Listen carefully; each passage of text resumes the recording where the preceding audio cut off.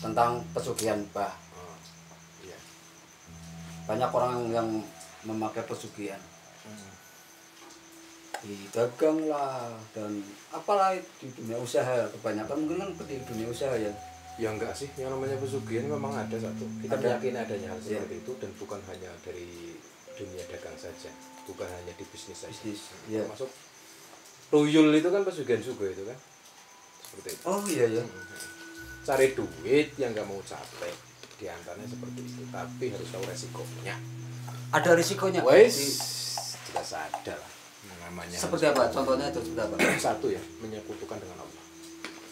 Itu resiko terberat orang mencari pesugihan yang tidak meminta kepada Allah. Bersekutu. Jalan pintas itu Ya, jalan pintas. Jalan pintas. Bersekutu dengan jin. Iya. Itu sangat-sangat berbahaya. Ada apa enggak? Ada kalau kita yakini seperti itu. Dan banyak Banyak. bisa dilihat. Ya kalau dilihat dengan mata telanjang ya nggak mungkin. Mungkin tanda-tandanya orang yang menggunakan pesugihan itu seperti apa? Orangnya satu, kalau dia beribadah hanya kamuflase, maka banyak orang yang melakukan pesugihan itu yang mau beribadah kepada Allah dalam tanda kutip menyembah Allah karena dia lebih meyakini sesembahan yang lain selain Allah. Itu seperti itu. Oh gitu ya. Di warung-warung. Itu dalam dunia dagang pun seperti itu. Dagang. Dalam dunia dagang itu ya ada. Bagaimana biar konsumen itu lebih tertarik ke situ. Makanan di situ terasa lebih enak kayak gitu. Iya. Di antaranya yang di luar batas akal kita. Wajar, batas wajar. Wah, sehari bisa laku misalkan bisa laku banyak banget yang padahal seharusnya nggak segitu. Ya kalau semua orang ada kejar target ya, tapi target-target di luar akal itu diantaranya ya, tidak semuanya, tapi diantaranya itu seperti itu indikasinya gitu. Tadi apa? Bilang tuyul termasuk bagian pesugihan. Kerja tuyul itu seperti apa sih? Ambil duit. Ya ambil duit orang tanpa minta izin, tahu-tahu disetorkan ke bosnya kan seperti itu. Itu. Bosnya siapa ya? Pemilik tuyul itu sendiri. Berarti itu punya tuan, intinya seperti itu. Ya punya lah. Itu golongan jin yang menjadikan dirinya spesialis pencari duit untuk tuannya. Itu tuyul itu. Orang yang mencari pesugihan, contohnya dengan menggunakan tuyul, itu kemana? Carinya kemana? Minta sama dukun atau ke suatu tempat, atau tiba-tiba lihat tuyul terus diambil gitu. Ada ya, kalau kita nggak salah itu kita sebutkan kota nggak apa-apa Pak. Di salah satu intinya ada di salah satu kota itu ada, di beberapa kota. Menurut informasi itu ada di beberapa kota ada. Iya, ada apa ini namanya, menjual tuyul gitu. Iya ada. Pakai mahar juga. Ya harus ada maharnya. Maharnya bentuk Cash, duit itu, cash. Heeh. Terus ada syarat-syaratnya yang lain seperti itu? Ada lah syarat-syarat yang nanti kalau di rumah karena harus bagaimana termasuk makhluk halus. Iya. Itu otomatis makhluk halus itu ya butuh apa kalau makanan gitu. Iya ada. Termasuk tuyul itu sendiri ada makanan yang harus disiapkan setiap harinya agar dia tuyul itu maksimal dalam proses pencarian uang untuk majikannya. Orang bilang kalau tuyul itu minum susu, bener nggak? Iya, seperti itu. Susu kalau itu susu kaleng. Susu kaleng. Oh ya enggak lah, bukan susu kaleng, gitu. bukan susu yang di warung-warung, tapi netek dari istri si majikan.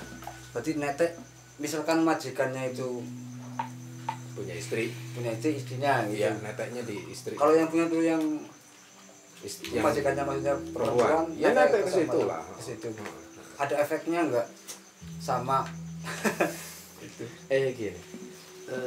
Tuyul itu kan makhluk gaib ya. Makhluk gaib yang bisa melihat pun karena sudah adanya perjanjian, otomatis itu tuannya saja.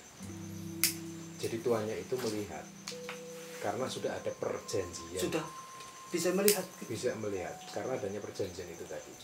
Oh. Nah, resikonya apa sih? Tapi ada ritual untuk bisa melihat. Ya itu kan ritual bareng sama dukunya. Oh, lewat transaksi itu. Transaksi jual beli tuyul itu. Logikanya kan gini, misalkan kalau perempuan kan nggak setiap waktu, mohon maaf, keluar air susunya gitu. Pada saat dia tidak punya anak kecil otomatis kan nggak keluar gitu. Iya. Bukan itunya. Oh, bukan itu. Bukan air susunya, tapi neteknya tidak harus keluar. Oh, yang penting netek Netek itu. aja gitu. Efeknya untuk kesehatan atau gimana? Ya jelas lah, pasti ada efeknya. Sebenarnya yang diambil itu bukan teteknya, tapi energi dari orang yang punya tuyul itu sendiri. Melalui medianya adalah, mohon maaf, payudara itu. Iya, seperti itu. Ya, bisa dilihat lah, tidak ada satu orang tanda-tandanya ya. Iya. Kalau orang punya tuyul dia nggak mungkin gemuk. Oh gitu. Iya. Jarang sekali orang yang punya tuyul itu gemuk. Tapi bukan berarti orang yang kurus. Bukan berarti orang yang kurus punya tuyul, enggak lah.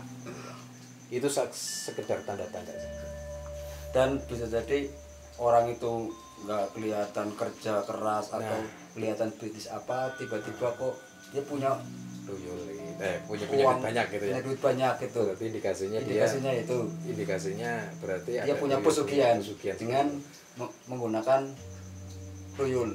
Ya, enggak mesti lah, enggak mesti seperti itu. Oh, kita kan enggak bisa menilai orang kerja atau enggak menurut versi pandangan mata kita kan. Terus kalau yang di warung-warung itu gimana? Penglarisan gitu. Penglarisan atau pesugihan dalam penglarisan. Bagaimana cara orang jualan biar laris, banyak pelanggan gitu kan dengan media seperti itu. Biasanya menggunakan apa itu? Ya medianya jin. Oh, pakai jin? Tetap pakai jin. Minta tolong kepada bangsa makhluk halus untuk membantu agar dagangannya laris. Caranya gimana? Ya kembali kepada jual beli tadi. Maksudnya jinnya itu biar orang tertarik ke situ, atau jinnya tiba-tiba mendorong orang masuk sini beli apa? Ya diantaranya kan kayak gini. Lapar gitu. Bangsa jin itu kan halus ya. Setan itu dia bisa masuk melalui peredaran darah. Itu setan ya. Oh, termasuk jin. Iya. Jin nanti ada jin yang muslim, ada jin yang kafir. Iya, betul. Jadi golongan setan lah ya kalau kita bilang ya, yang menjadikan orang bersekutu dan menjauhkan diri kepada Allah. Oh iya. Lah, dia itu mempengaruhi melalui otak. Masuknya melalui peredaran darah. Otak manusia dipengaruhi, disugesti agar mau makan di situ. Akhirnya berkecenderungan makan di situ. Jadi candu. Kalau saya misalkan makan di tempat itu terus besok kepengen di situ lagi gitu. Terlihatnya. Jadi pelanggan itu malah. Pelanggan. Oh, gitu. Oh, ngeri juga ya. Orang yang makan itu gimana?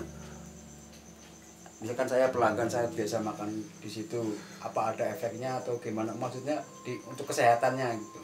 Ya enggak, itu kan dunianya bukan dunia makanannya, tapi dunia bagaimana cara setan itu memanggil agar berkecenderungan manusia itu mau ke tempat itu. Oh, bukan makanannya. Gitu. Jadi nggak apa-apa orang yang makan di situ nggak imbas ke kesehatan. Ya secara kedokteran medis nggak mungkin ya. Tetap sehat aja kalau makanannya itu makanan yang bersih. Iya. Cuman dalam dunia supranatural itu bagaimana caranya makanan itu terasa enak. Satu. Iya. Jadi orang itu kecanduan untuk makan. Misalkan masakannya kan biasa-biasa saja. Tapi bisa enak. Rasanya enak. Itu karena sugesti dari jin itu sendiri mengsugesti konsumen. Maksudnya. Ada lagi yang kaitannya dengan pesugihan. Dengar-dengar kan ada orang yang memasang apa gitu di jalan itu, cari tumbal lah ya. Kayak gitu. Ya bisa jadi seperti itu, tumbal. Ya ada. Kalau orang Jawa bilangnya cupang gitu ya. Nggak tahu di luar Jawa apa namanya. Cupang. Mencari pesugihan dengan jalan bersekutu dengan jin. Ada yang jinnya itu minta tumbal. Tumbalnya apa? Nyawa. Nyawa. Bisa anaknya, bisa istrinya, Orang lain bisa bisa. keluarganya, atau orang lain. Ya kalau di jalan kan ada orang yang lewat, kemudian kecelakaan atau meninggal. Iya. Itu katanya, Iya, ada yang ngomong itu dipasang untuk pesugihan gitu. Untuk mencari pesugihan. Iya. Ya bisa jadi seperti itu, tapi tidak semua kecelakaan karena itu. Iya. Kalau kita kembali ke hakikat agama, semua kecelakaan itu kan karena sudah menjadi takdir orang. Oh iya. Karena gitu. Apakah jin itu bisa membunuh? Enggak. Dalam arti tanda kutip ya, bisa mematikan. Kalau membunuh bisa. Tapi yang mencabut ruh dari jasad manusia itu hanya Allah. Melalui malaikat. Karena gitu. Tapi menjadi penyebab, ada asbab musabab. Oh iya benar. Kayak gitu. Penyebabnya apa? Contoh kayak gini, jin menunjukkan eksistensinya, akhirnya orang itu lengah. Iya. Akhirnya jatuh kecelakaan. Kayak gitu. Tidak fokus Tidak jadi. fokus atau mempengaruhi otaknya. Bisa tidur, bisa Yang juga akhirnya lupa tabrakan atau intinya kecelakaan ya, gitu. intinya kecelakaan yang menjadi penyebab bangsa mereka. Makanya dalam agama Islam itu ada doa pada saat mau naik kendaraan. Itu gimana caranya kan kalau misalkan di dunia perdagangan kan ada apa yang beli kemudian ada transaksi uang gitu. Kalau itu jadi ada tumbal, itu uang datangnya dari mana? Lah itu yang misteri. Karena kita belum pernah melakukan ritual atau hal seperti itu, jadi kita nggak tahu. Tapi kan mungkin apa tahu dari cerita-cerita gitu. Iya, sebagian cerita orang tua gitu. Pada saat melakukan pesugihan model seperti itu, yang ada tahu-taunya itu duit sudah ada di Dompet misalkan. sudah ada di dompet, sudah ada di laci kayak gitu. Tiba-tiba ada yang transfer ke rekening. Nah, sekarang ya jinnya lebih pintar mungkin. Iya ya. kan gitu. Mungkin. Iya. Loh, ini siapa yang transfer? Iya. Bisa jadi seperti itu mungkin. Iya. Jinnya sudah tahu teknologi gitu. Ya tapi nonain kan gitu. Ya, kalau orang dulu bilang tahu-tahu ada di laci, tahu-tahu ada di bawah bantal. Oh, seperti itu. Iya. Ada yang bilang, tapi logikanya memang Ada lah, itu kan karena persekutuan. iya. Dan jin bisa melakukan itu aja, memindahkan. Lah jangankan jin-jin sekarang, jin ifrit itu kalau kita tahu coba buka dari Al-Qur'an sejarahnya jin ifrit gimana? Gimana itu? Waktu Nabi Sulaiman itu meminta umat untuk mengambil singgasananya Balkis, itu gimana? Jin ifrit kan berjanji. Iya. Terus Ya, jin ifrit kan mengambil singgasannya Balkis itu kan dalam waktu sekejap. Dia berjanji kepada Nabi Sulaiman, iya. sebelum engkau berdiri dari singgasanamu, singgasana Balkis sudah di sini. Kayak gitu. Itu kan kecepatan yang luar biasa. Itu Berapa termasuk mil? pesugihan. Enggak, maksudnya kecepatan jin. Kita lagi bahas masalah jin itu punya kekuatan yang berbeda dengan diri kita manusia. Iya, Makanya gitu. pesugihan, bagaimana caranya jin itu mendatangkan uang ke laci orang yang melakukan pesugihan. Kayak gitu. Ada lagi yang menyebutkan seperti ini, bah, Iya. seks, Nah, seks gimana? pesugihan.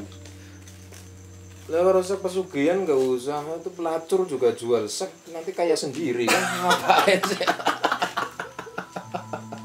Kok nggak harus, ya itu namanya. Tapi ada kaitannya nggak? Ya ada sebagian Dengan menggunakan itu. menggunakan seks pesugihan ya. Contoh yang di gunung mana itu ya? Bisa nggak tahu. Iya, itu kan ada di sana ritual seks gitu ya. Iya. Sebenarnya itu adalah itu kembali kepada bagaimana setan itu mengarahkan ke sesuatu yang negatif kayak gitu. Maksudnya tadi di gunung, di salah satu gunung Melakukan ritual dengan cara seks. seks. Ada itu. Untuk kesugihan itu. Iya. Tapi kalau kita pikir itu hanya sekedar apa ya? Pertanyaannya sama siapa? Ada di sana dulu itu. Disediakan, maksudnya iya, disediakan. jual beli itu di sana ada untuk ritual itu. Bahkan kalau bisa bawa dari rumah. yang bukan istrinya. yang bukan istrinya. Nah, itulah yang namanya dakwahnya setan, bagaimana caranya manusia melakukan kemaksiatan kayak gitu. Melakukan kemaksiatan tapi juga Enak juga kan bagi mereka. untuk pesugihan juga Nah. bisa. Iya, seperti Ada itu. itu Ada ya? itu terkenal itu. Ada itu. Banyak yang ke situ. Wah, banyak. Banyak. Bahkan di situ ada fasilitas kamar-kamar dan Kamar untuk Heeh. apa itu? Untuk melakukan ritual ritual. disediakan khusus. Iya, ada. Enggak, memang banyak perumahan-perumahan di sana yang menyediakan.